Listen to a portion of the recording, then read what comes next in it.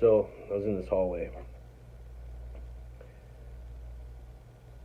cuffed behind my back,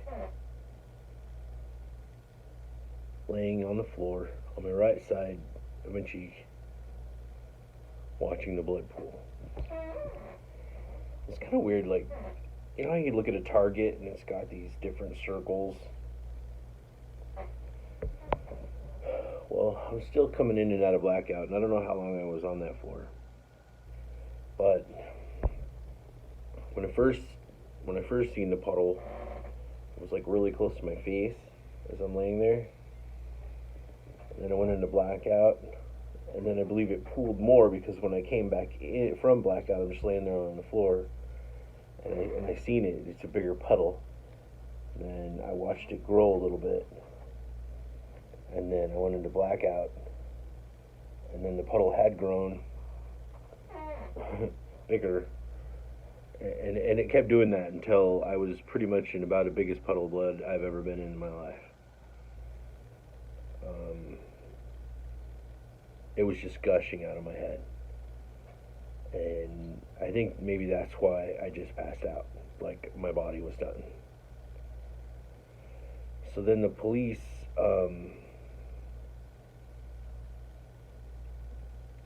they must have, see, I don't remember, but they must have put me in the back of some sort of vehicle. I'd imagine the cop car, because I came to in on a gurney at a not very much longer after that. I mean, pretty soon after that, I came to in a gurney at a hospital. I'm pretty sure it's the closest hospital to that one. They've named it a lot of different names. It used to be named Providence. I don't know, regional. I have no idea what it's named now. It's by Davis High School. Anyway, there I was on a gurney. I might have been cuffed to it for a minute. They took that off and just left me there.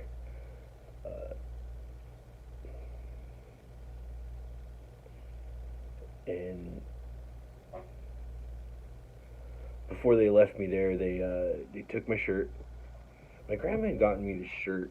It was like kind of a maroonish, and it had a bunch of natives on the front of it. It looked like native chiefs across the front. A really big shirt too. I really liked it, and it was completely soaked in blood. I mean, drenched in my own blood. And they took it. I never got that back.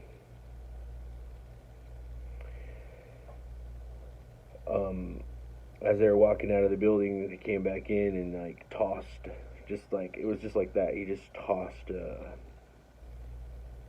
not like a ticket, like a charge. Looked kind of like a ticket. A fourth degree assault, I want to say. An assault charge. I got an assault charge for assaulting a security guard because he was choking me and I bit him. Or something like that, I don't know. But they just left it on my chest and then they left. I remember calling down there and asking them for my shirt because I wanted to wash it and wear it, but they weren't going to give it to me. I'm pretty sure they got rid of it.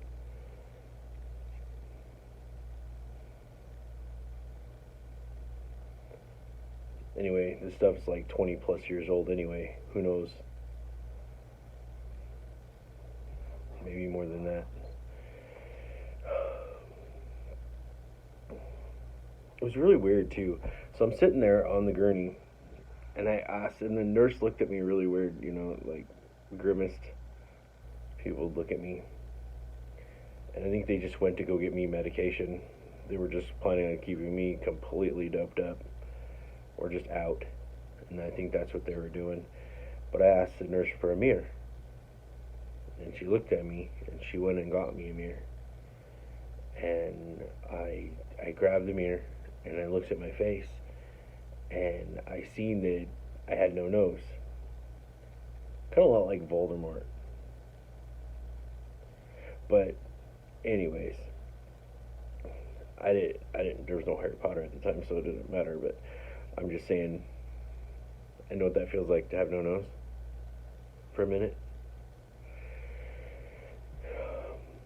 I mean, it was completely flat. I looked at it, and I mean, you get a lot of identity with having your nose, I suppose. At least I did. And I just cried.